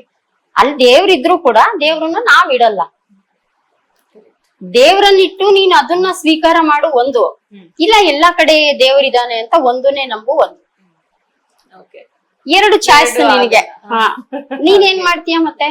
ಇಲ್ಲಪ್ಪ, ನನ್ ಮನ್ಸಿಗೆ ಸಮಾಧಾನಕ್ಕೆ ನಾನು ದೇವ್ರ ಪೂಜೆ ಮಾಡ್ತೀನಿ, ಮನೆಯಲ್ಲಿ ದೇವಾಲಯ ಕಟ್ಕೊಂಡು ಅಲ್ಲಿ ದೇವ್ರ ಇಡ್ತೀನಿ, ಹೂವು ಇಡ್ತೀನಿ, ಅಕ್ಷತೆ ಕಾಳು ಹಾಕ್ತೀನಿ, ಗಂಧ ಇಡ್ತೀನಿ, ಪೂಜೆ ಊದಿನ ಕಡ್ಡಿ ಹಚ್ತೀನಿ, ಮಂಗಳಾರತಿ ಮಾಡಿ. ಇದೆಲ್ಲ ನಿನ್ ಸಮಾಧಾನಕ್ಕಷ್ಟೇ ಮೇಡಮ್. ನಿನ್ಗೆ ಉತ್ತರ ಸಿಗಲ್ಲ. ದೇವ್ರ ಮಾತಾಡ್ತಾನ? ಇಲ್ವಲ್ಲ.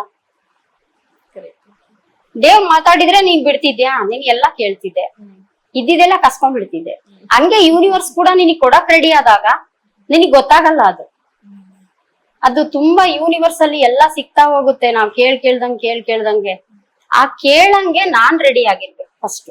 ಅದಕ್ಕೊಂದು ಮಾರ್ಗಗಳನ್ನ ನಾವು ಆರಿಸ್ಕೋಬೇಕು. ಈ ಧ್ಯಾನ ಮಾರ್ಗದಲ್ಲಿ 100ಕ್ಕೆ 100 ಯೂನಿವರ್ಸಿಗೆ ಬೇಗ ಕನೆಕ್ಟ್ ಆಗ್ತೀವಿ ನಾವು. ಅಂದ್ರೆ ನಮ್ಮಲ್ಲಿ ಅರಿಷಡ್ ವರ್ಗಗಳನ್ನ ಕೇಳಿದೀರಾ ನೀವು? ಕಾಮ, ಕ್ರೋಧ, ಮೋಹ, ಮದ, ಮತ್ಸರ ಇವೆಲ್ಲ ಐತಲ್ಲ, ಇದನ್ನ ಕ್ಲೆನ್ಸಿಂಗ್ ಮಾಡ್ಕೋಬೇಕಲ್ಲ ನೀನು.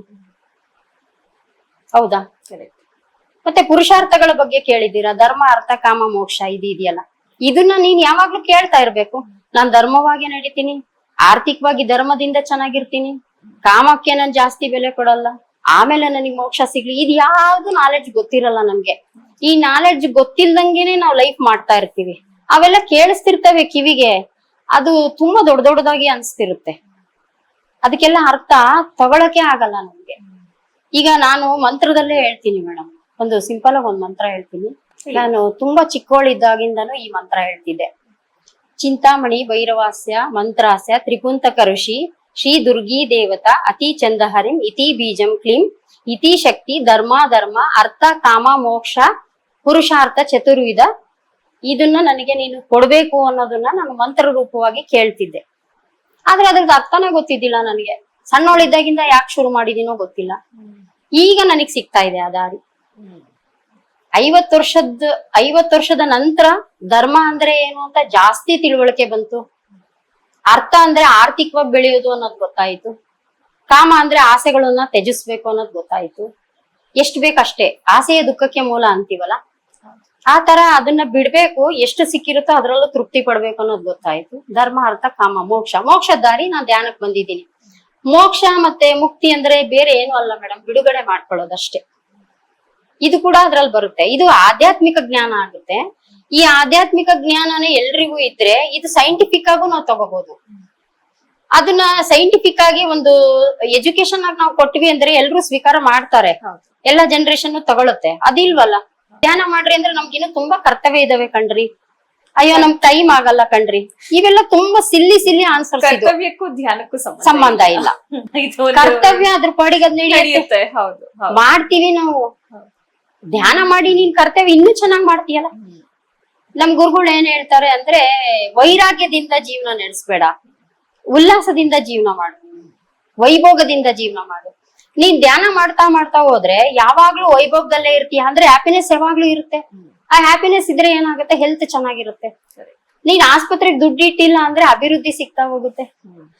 ಇದೇ ಐಶ್ವರ್ಯ. ನನಗೆ ಕೌಂಟ್ ಮಲ್ಟಿಪಲ್ ಆಗ್ತಾ ಹೋಗುತ್ತೆ ಮೇಡಮ್. ಪ್ರತಿ ಒಂದು ಪಾಯಿಂಟ್ಸ್ ನ ತಗೊಂಡಾಗ ಅದು ಮಲ್ಟಿಪಲ್ ಆಗ್ತಾನೆ ಹೋಗುತ್ತೆ. ಎಲ್ಲಾ ವಿಷಯನು, ಹ್ಯಾಪಿನೆಸ್ ಆಗಿರ್ಬೋದು, ಮತ್ತೆ ಹೆಲ್ತ್ ಆಗಿರ್ಬೋದು, ವೆಲ್ತ್ ಆಗಿರ್ಬೋದು, ಎಲ್ಲ ಸೇರುತ್ತೆ. ಇದು ಕೂಡ ಕರ್ಮ ಸಿದ್ಧಾಂತದಲ್ಲೇ ಸುತ್ತೊಡಿತಿರ್ತೀವಿ ನಾವು. ಮತ್ತೆ ಈಗ ನೆಗೆಟಿವ್ ಥಾಟ್ಸ್ ಅದು ತುಂಬಾ ಕಾಡಿಸ್ತಿರತ್ತೆ ಮನುಷ್ಯರಿಗೆ. ಆ ನೆಗೆಟಿವ್ ಥಾಟ್ಸ್ ನ ಹೇಗೆ ಕಟ್ ಮಾಡೋದು? ಆ ನೆಗೆಟಿವ್ ಥಾಟ್ಸ್ ಹೇಗೆ ಕಟ್ ಮಾಡ್ಬೇಕು ಅಂದ್ರೆ, ನೆಗೆಟಿವ್ಸ್ ಬಗ್ಗೆ ಯೋಚನೆ ಮಾಡಬಾರ್ದು. ಬಟ್ ಆಗೋದಿಲ್ಲ, ಕೆಲಸ ಮೆಡಿಟೇಷನ್ ಮಾಡ್ಬೇಕು. ಅದು ಮೆಡಿಟೇಷನ್ ಮಾಡ್ತಾ ಮಾಡ್ತಾ ಮೇಡಮ್ ಇದು ಥಾಟ್ ಲೆಸ್ ಆಗತ್ತೆ. ಈಗ ಎಲ್ರಿಗೂ ತುಂಬಾ ಆಲೋಚನೆಗಳು ಬರ್ತಾವೆ. ಯೋಚನೆ ಮಾಡಿ ಮಾಡಿ ಮಾಡಿನೇ ಇದು ಸ್ಟೋರ್ ಆಗೋಗಿರುತ್ತೆ. ಹೇಳಿದ್ನಲ್ಲ, ಮೈಂಡ್ ಡಸ್ಟ್ಬಿನ್ ಆಗೋಗಿರತ್ತೆ ಅಂತ. ಅದು ಖಾಲಿ ಆಗತ್ತೆ. ಈ ಮೆಡಿಟೇಷನ್ ಮಾಡ್ತಾ ಮಾಡ್ತಾ ಮಾಡ್ತಾ ಥಾಟ್ ಲೆಸ್ ಆಗುತ್ತೆ, ಸ್ಟಿಲ್ನೆಸ್ ಆಗುತ್ತೆ, ಬಾಡಿ ಎಲ್ಲ ಬರುತ್ತೆ ಅದರಿಂದ.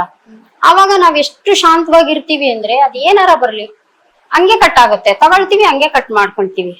ಇದಕ್ಕಿಂತ ಮುಂಚೆ ನನ್ ಕೈಲಂತೂ ಆಗಿರ್ಲಿಲ್ಲ. ನಾನೆಲ್ಲ ಎಕ್ಸ್ಪೀರಿಯನ್ಸ್ ಮಾಡಿರೋಳೆ. ಏನು ತಗೋಬಾರ್ದಪ್ಪ ಅನ್ನೋದು, ಸುಮ್ನೆ ಏನಾರು ತಗೊಳೋದು. ಆಮೇಲೆ ನೆಗೆಟಿವ್ ಬೇಡ್ದಿರೋದೇ ಬರೋದು. ಅದೆಲ್ಲ ತಗೊಂಡು ಆಮೇಲೆ ಇಲ್ಲಿ ರೆಗ್ಯುಲರ್ ಪ್ರಾಕ್ಟೀಸ್ ಇಂದ ನನ್ನ ಹತ್ರನೇ ಬರಲ್ಲ ಅದೇನು. ನಾ ಕೇಳಕ್ಕೂ ಹೋಗಲ್ಲ. ಆಮೇಲೆ ಬೇರೆಯವ್ರು ಏನಾರ ಮಾತಾಡ್ತಾ ಇರ್ತಾರೆ, ಹಂಗೆ ಕಟ್ ಮಾಡ್ಬಿಡ್ತೀನಿ ನಾನು. ಅಂದ್ರೆ ನನಗೆ ಬೇಡ ಆಗಿದ್ದು, ನನ್ಗೆ ಇಷ್ಟ ಇಲ್ಲ ಅಂದ್ರೆ ನಾನು ಹಂಗೆ ಕಟ್ ಮಾಡ್ಬಿಡ್ತೀನಿ. ಎಕ್ಸಾಂಪಲ್ ಗೆ ಈಗ ಟಿವಿ ನೋಡ್ತಾ ಇರ್ತೀವಿ. ಟಿವಿಯಲ್ಲಿ ಕರೆಂಟ್ ನ್ಯೂಸ್ ಏನ್ ಬರ್ತಾ ಇರುತ್ತೆ, ಬರೀ ಬೇಡದಾಗಿರೋದೇ ಬರುತ್ತೆ. ಎಲ್ಲೋ ಏನೋ ಒಂದು ಆಕ್ಸಿಡೆಂಟ್ ಆಗಿರೋದನ್ನ ಇಡೀ ದಿನ ಲೈವ್ ಟೆಲಿಕಾಸ್ಟ್ ಮಾಡ್ತಾ ಇರ್ತಾರೆ. ಅದ್ ಬೇಕಾ ನಮ್ಗೆ? ಅವಶ್ಯಕತೆ ಇಲ್ಲ. ಜಸ್ಟ್ ಒಂದ್ಸರಿ ನೋಡು, ಅದ್ ಬೇಡ ಬಿಟ್ಟಾಕು. ಇಲ್ಲಾಂದ್ರೆ ಅದನ್ನೇ ಯಾಕೆ ಫೋಕಸ್ ಮಾಡಿ ನೋಡ್ತೀಯ? ಅದ್ ಸುತ್ತಕೊಳ್ಳುತ್ತೆ ನಿನಗೆ, ಅದು ಬರುತ್ತೆ, ನಿನ್ನ ಹತ್ರ ಬರುತ್ತೆ. ಹೆಲ್ಪ್ ಮಾಡೋದ್ ಕೂಡ ಅದೇ ತರನೇ. ಒಂದ್ ಆಕ್ಸಿಡೆಂಟ್ ಆದಾಗ ನಾನು ಅನ್ಫಾರ್ಚುನೇಟ್ ಅಲ್ಲಿ ಪಾಸ್ ಆಗ್ತಾ ಇರ್ತೀನಿ. ನನಗಾದ್ರೆ ನಾನ್ ಮಾಡ್ಬೇಕಿಲ್ಲ, ಪಾಸ್ ಆಗ್ತಿರ್ಬೇಕು. ಡಿಸ್ಕಷನ್ ಅವ್ರಿಗೆ ಹೇಳಿ ಇದೆಲ್ಲ ಕರ್ಮ ಸಿದ್ಧಾಂತನೇ. ಪ್ರತಿ ಒಂದು ಕರ್ಮ ಸಿದ್ಧಾಂತದಲ್ಲಿದೆ. ಅದರಿಂದ ಪಾರಾಗೋದನ್ನ ನಾವು ನೋಡ್ಬೇಕು. ನಾವು ಸಿಕ್ಕಾಕಂತ ಇದೀವಿ ಎಲ್ಲದ್ರಲ್ಲೂ. ಆಮೇಲೆ ಈ ನೆಗೆಟಿವ್ ಥಾಟ್ಸ್ ಯಾಕೆ ಬರುತ್ತೆ? ನೀನ್ ಯೋಚನೆ ಮಾಡಿದ್ರೇನೆ ಬರೋದು. ನಾನು ಹೇಳ್ತಾ ಇದ್ದೀನಲ್ಲ ಬೇಡ ಮಾಡ್ಬೇಡ ಅಂತ, ನೀನ್ ಯಾಕೆ ಮಾಡ್ತೀಯ? ನಿನ್ ಮನ್ಸಿಗೆ ನೀನ್ ಹೇಳ್ಕೋಬೇಕು. ಹೌದು, ನನಗ್ ಬೇಡಪ್ಪ ಅದು ಬಿಟ್ಟಾಕ. ಈ ಬಾಡಿ ಲ್ಯಾಂಗ್ವೇಜ್ ಹೆಂಗಾಗುತ್ತೆ ಅಂದ್ರೆ, ನೀನ್ ಹೇಳ್ದಂಗ್ ಕೇಳುತ್ತೆ ಮೇಡಮ್. ನೀವ್ ಹೇಳ್ದಂಗ್ ಕೇಳುತ್ತೆ ಅದು. ನಾನ್ ಹೇಳ್ದಂಗ್ ನನ್ ಬಾಡಿ ಕೇಳ್ಬೇಕು. ಆ ತರ ರೆಡಿ ಆಗ್ತೀವಿ ನಾವು. ಆದ್ರೆ ನಾವ್ ಯಾರು ಆ ಕೆಲಸ ಮಾಡೋದೇ ಇಲ್ಲ. ಒಂದು ಪೇನ್ ಕೂಡ ಅಷ್ಟೇ. ಈಗ ಪ್ರತಿದಿನ ನಮ್ದು ಪ್ರಾಕ್ಟೀಸ್ ಹೆಂಗೆ ಅಂದ್ರೆ 4:30ಗೆಲ್ಲ ಎದ್ದು ಬಿಡ್ತೀವಿ. 5 ಗಂಟೆಗೆಲ್ಲ ಮೆಡಿಟೇಷನ್ ಕೂರ್ತೀವಿ. 5ರಿಂದ 6:30ವರೆಗೂ ಮೆಡಿಟೇಷನ್ ಮಾಡ್ತೀವಿ. ಎದ್ದಾಗ ಬಾಡಿ ಪೇನ್ ಇರುತ್ತೆ, ಯಾವ್ಯಾವ್ದೋ ಪೇನ್ ಇರುತ್ತೆ, ಏನೇನೋ ಸ್ವಲ್ಪ ಇದಾಗಿ ಮೆಡಿಟೇಷನ್ ಮಾಡಿ ಇಡೀ ದಿನ ನಾನು ಒಂಥರ ಎಷ್ಟು ಸ್ಟ್ರೆಸ್ ಆದ್ರೂ ನನ್ಗೆ ಗೊತ್ತಾಗಲ್ಲ, ಎಷ್ಟು ಕೆಲಸ ಮಾಡಿದ್ರು ಗೊತ್ತಾಗಲ್ಲ. ಕೆಲಸ ಫಾಸ್ಟ್ ಆಗುತ್ತೆ, ಯಾವ್ದ್ರ ಬಗ್ಗೆನು ಏನು ಅನ್ಸಲ್ಲ. ಆಮೇಲೆ ನೆಗೆಟಿವ್ ಥಾಟ್ಸ್ ತಗೊಳಕ್ಕೆ ನನ್ ಮನಸ್ಥಿತಿ ಒಪ್ಪಲ್ಲ. ನಾನ್ ಬಿಟ್ಟಾಕಿದ್ರೆ ಮಾತ್ರ ನನ್ ಬಾಡಿ ರೆಡಿ ಆಗೋದು. ಇಲ್ಲ ನೀ ತಗೊಂಡ್ರೆ ಅದನ್ನೇ ಕೊಡ್ತಾ ಇರುತ್ತೆ. ಹೊರಗಡೆ ಯೂನಿವರ್ಸ್ ಕೂಡ ಅದೇ ಕೊಡುತ್ತೆ, ನೀನು ತಗೊಳ್ಳೋದು ಅದೇ ತಗೊಳ್ತೀಯ. So choice is yours. ನೀನ್ ಏನ್ ಬೇಕಾದ್ರೂ ತಗೋ. ನೀ ಪಾಸಿಟಿವಿಟಿಗೆ ಬರ್ತೀಯಾ, ಅದ್ರಲ್ಲೇ ಇರು. ಇಲ್ಲ ನೆಗೆಟಿವಿಟಿಯಲ್ಲಿ ಇರ್ತೀಯ, ಅದೇ ಮಾಡು. ಯಾವ್ದು ಬೇಕೋ ಅದು ನೀವೇ ಚೂಸ್ ಮಾಡಬಹುದು. ಮ್ಯಾಮ್, ಇವತ್ತಿನ ಲೈಫ್ ಸ್ಟೈಲ್ ಅನ್ನೋದು ಕಂಪ್ಲೀಟ್ ಆಗಿ ಒಂದ್ ಹೆಲ್ದಿ ಲೈಫ್ ಸ್ಟೈಲ್ ಅಷ್ಟು ಅಲ್ಲ, ನಾವಿರೋ ಸರೌಂಡಿಂಗ್ಸ್ ಅಲ್ಲಿ. ಸೊ ಈ ಸ್ಟ್ರೆಸ್ಫುಲ್ ಲೈಫ್ ಅಲ್ಲಿ ಓಡ್ತಾ ಇರೋ ಎಲ್ಲಾ ಜನರಿಗೆ ನೀವ್ ಏನ್ ಹೇಳಕ್ ಇಷ್ಟಪಡ್ತೀರಮ್ಮ? ನಾನು ಸಿಂಪಲ್ ಆಗಿ ಒಂದೇ ಹೇಳ್ತಾ ಇದ್ದೀನಿ ಮೇಡಮ್, ಎಲ್ಲಾ ಧ್ಯಾನ ಮಾರ್ಗನ ಆರಿಸ್ಕೊಳ್ರಿ. ಎಕ್ಸೆಪ್ಟೆನ್ಸ್, ಅವೇರ್ನೆಸ್, ಪ್ರತಿ ಒಂದೂನು ನಾವು ರೆಡಿ ಆದ್ರೆ ಮಾತ್ರ ನಮ್ಗೆಲ್ಲ ಬರೋದು. ಸಕ್ಸಸ್ ಕೂಡ ನಾನ್ ರೆಡಿ ಆದ್ರೇನೆ ನನ್ನ ಹತ್ರ ಬರೋದು. ಅದನ್ನ ನಾನು ಹೇಳ್ತೀನಿ. ಯಾರಿಗಾದ್ರೂ ಧ್ಯಾನ ಬೇಕಾದ್ರೆ ನಾನೇ ಆನ್ಲೈನ್ ಕ್ಲಾಸಸ್ ಎಲ್ಲ ಕೊಡ್ತೀನಿ. ನನ್ನ ನಂಬರ್ ಬೇಕಾದ್ರೆ ಡಿಸ್ಪ್ಲೇ ಮಾಡ್ತೀನಿ. ಅದನ್ನ ಕೂಡ ನೀವೆಲ್ಲ ತಗೊಂಡ್ಬಿಟ್ಟು ಈಗ ಧ್ಯಾನ ಅಂದ್ರೆ ಏನು ಅಂತ ಈಗ ಆಲ್ರೆಡಿ ಸ್ವಲ್ಪ ಹೇಳಿದೀನಿ.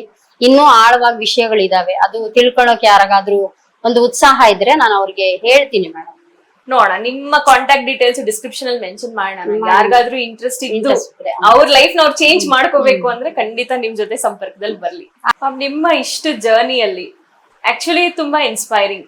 ಸೊ ಏನಂತೀರಾ, ಏನೋ ಒಂದು ಎಷ್ಟೋ ಸಿಚುವೇಶನ್ಸ್ ಫೇಸ್ ಮಾಡಿ ಇವಾಗ ಒಂದು ಹ್ಯಾಬಿಟ್ ಅಂತಾನೆ ಹೇಳ್ಬೋದು ಮ್ಯಾಮ್. ಹೇಳಿ ಮ್ಯಾಮ್. ಒಂದು ಹ್ಯಾಬಿಟ್ ಅನ್ನ ನೀವ್ ಡೆವಲಪ್ ಮಾಡಿ ಅದನ್ನ ನಿಮ್ ಲೈಫ್ ಸ್ಟೈಲ್ ಆಗಿ ಚೇಂಜ್ ಮಾಡ್ಕೊಂಡು ಇವತ್ತು ನೀವು ನಿಮ್ ಲೈಫ್ ನೇ ವಾಪಸ್ ನಿಮ್ಗೆ ಯಾವ ತರ ಬೇಕೋ ಆ ತರ ಬರ್ದಿದ್ದೀರಾ. ಕರೆಕ್ಟ್ ಅಲ್ಲ? ಹೌದು. ಸೊ ಈ ಜರ್ನಿಯಲ್ಲಿ ನಿಮ್ಮ ಮೈಕ್ ಡ್ರಾಪ್ ಮೊಮೆಂಟ್ ಯಾವ್ದು ಮ್ಯಾಮ್? ನಿಮಗೊಂದು ಅತಿ ಹೆಚ್ಚು ಸ್ಯಾಟಿಸ್ಫ್ಯಾಕ್ಷನ್ ಮತ್ತೆ ನಿಮಗೊಂದು ಖುಷಿ ಕೊಟ್ಟಿರೋ ಅಂತ ಮೂಮೆಂಟ್ ಯಾವ್ದು? ನಾನು ಇಲ್ಲಿವರೆಗೂ ಬರೋಕೆ ಈ ಜರ್ನಿಗೆಲ್ಲ ನನ್ಗೆ ಸ್ಟ್ರೆಂತ್ ಏನಿತ್ತಲ್ಲ ಅದೇ ತುಂಬಾ ಖುಷಿ ಕೊಡುತ್ತೆ ಮೇಡಮ್ ನನಗೆ. ನಾನು ಮೆಡಿಟೇಷನ್ ಅಂದಾಗ ಸ್ಟಾರ್ಟಿಂಗ್ ಎಲ್ರು ಏನು ಮೆಡಿಟೇಷನ್ ಅಂತೆ ಮಾಡ್ತಾಳಂತೆ, ಧ್ಯಾನ ಅಂತೆ ಮಾಡ್ತಾಳಂತೆ, ನಾನು ಹೇಳೋ ಮಾತುಗಳಲ್ಲೆಲ್ಲ ನೆಗ್ಲಿಜೆನ್ಸಿ ತೋರಿಸ್ತವ್ರು. ಬಟ್ ನಾನ್ ರೆಡಿ ಆಗಿರೋದ್ ನೋಡಿ ನನ್ನನ್ನು ಎಲ್ರು ಫೋಕಸ್ ಮಾಡ್ತಾ ಇದಾರೆ. ಇವತ್ತು ಗೀತಾ ಏನ್ ಮಾಡ್ತಾ ಇದ್ದಾಳೆ, ಗೀತನ್ ತರ ನಾನ್ ಆಗ್ಬೇಕು, ಗೀತನ್ ತರ ನಾನ್ ಮಾತಾಡ್ಬೇಕು. ನನಗೆ ಗೊತ್ತಿಲ್ಲ ನನ್ ಮಾತವ್ರಿಗೆ ಇನ್ಸ್ಪೈರ್ ಮಾಡ್ತಾ ಇದೆ ಅಂತ ನನಗೆ ಗೊತ್ತಿಲ್ಲ. ಕರೆಕ್ಷನ್ ಮಾಡ್ತಾರ ನನ್ನನ್ನ, ಆದ್ರೆ ನನ್ನ ಫೋಕಸ್ ಮಾಡ್ತಾ ಇದ್ದಾರೆ. ಒಂದು ಅಪರ್ಚುನಿಟಿ ಕೂಡ ನಾನು ಫೋಕಸ್ ಮಾಡಿರೋದೆ ಈಗ. ಇದು ಒಂದು happiness ma'am. Thank you so much ma'am, ನಿಮ್ ಟೈಮ್ ಅನ್ನು ನಮಗೆ ಕೊಟ್ಟಿ. ಸೊ ಇವತ್ತು ನಮ್ಮ ಶೋ ನೋಡ್ತಿರೋ ಎಷ್ಟೋ ವ್ಯೂವರ್ಸ್ ಅಲ್ಲಿ ಅಟ್ಲೀಸ್ಟ್ ಒಬ್ರೋ ಇಬ್ರೋ ಇನ್ಸ್ಪೈರ್ ಆಗಿದ್ರು ನಮಗೆ ನಾವು ಮಾಡಿರೋ ಈ ಕೆಲ್ಸಕ್ಕೆ ಒಂದು ಸಾರ್ಥಕತೆ ಸಿಗುತ್ತೆ ಅಂತ ನಾನು ಹೇಳ್ತೀನಿ. Thank you very much. Thank you. ನನಗೆ ಈ ಒಂದು ಅವಕಾಶ ಕೊಟ್ಟಿರೋದಕ್ಕೂ ನಿಮ್ಗೆ ನಿಜವಾಗ್ಲೂ ಧನ್ಯವಾದಗಳು. ನಿಮ್ಮ ಲೈಫ್ ನ ನೀವ್ ಚೇಂಜ್ ಮಾಡ್ಕೋಬೇಕು ಅಂದ್ರೆ ಅಂಡ್ ನೀವು ಪ್ರೆಸೆಂಟ್ ಅಲ್ಲೇ ಇದ್ದು ಪ್ರೆಸೆಂಟ್ ನ ಫೇಸ್ ಮಾಡಿ ನಿಮ್ಮ ಪ್ರೆಸೆಂಟ್ ಲೈಫ್ ನ ಎಂಜಾಯ್ ಮಾಡ್ಬೇಕು ಅಂದ್ರೆ it's always said that past is over, present is the gift and future you never know. So ನಾವ್ ಯಾವಾಗ್ಲೂ ಪ್ರೆಸೆಂಟ್ ಅಲ್ಲಿ ಇದ್ದು ನಮ್ಮ ಲೈಫ್ ನ ನಾವು ಎಂಜಾಯ್ ಮಾಡ್ಬೇಕು. ಲೈಫ್ ಅನ್ನೋದು ಇಟ್ಸ್ ಅನ್ ಆಪರ್ಚುನಿಟಿ, ಅದ್ ಬರೋದು ಒಂದೇ ಸತಿ. ಟೈಮ್ ನ ಕಳ್ಕೊಂಡು ಕೆಟ್ಟ ಕೆಲಸ ಮಾಡಿ ಬೇಡದೇ ಇರೋ ಕೆಲ್ಸಗಳಿಗೆಲ್ಲ ಹೋಗಿ ನಿಮ್ಮ ಕರ್ಮವನ್ನು ನೀವೇ ಬ್ಯಾಡ್ ಕರ್ಮ ಅಂತ ಏನ್ ಅಟ್ರಾಕ್ಟ್ ಮಾಡ್ತಿರೋ that is very bad. So ನೋಡ್ಕೊಂಡು ನೀವು ಏನ್ ಮಾಡ್ಬೇಕು ಅನ್ನೋದನ್ನ ನಿಮಗೆ ಕ್ಲಾರಿಟಿ ಇರುತ್ತೆ. ಸೊ ಧ್ಯಾನ ಅನ್ನೋದು it's a very important thing ಅನ್ನೋದು ಇವತ್ ನಮ್ಮ ಎಪಿಸೋಡ್ ಇಂದ ನಮಗೆ ತಿಳುವಳಿಕೆ ಆಯ್ತು. ಸೊ ನಿಮ್ಮ ಲೈಫ್ ಸ್ಟೈಲ್ ನ ಚೇಂಜ್ ಮಾಡ್ಕೊಂಡು ಹ್ಯಾಪಿ ಲೈಫ್ ನ ಲೀಡ್ ಮಾಡಿ. ಹೆಚ್ಚಿನ ಅನ್ಫಿಲ್ಟರ್ಡ್, ಅನ್ಸ್ಕ್ರಿಪ್ಟೆಡ್ ಮತ್ತು ಅನ್ಮಿಸಬಲ್ ಕಾನ್ವರ್ಸೇಷನ್ಸ್ಗಾಗಿ ಹಂಸ ಟಿವಿ ಚಾನೆಲ್ ಅನ್ನು ಸಬ್ಸ್ಕ್ರೈಬ್ ಮಾಡಿ. ಮುಂದಿನ ಸಂಚಿಕೆಯಲ್ಲಿ ಮತ್ತೆ ಭೇಟಿಯಾಗೋಣ. ನಮಸ್ಕಾರ.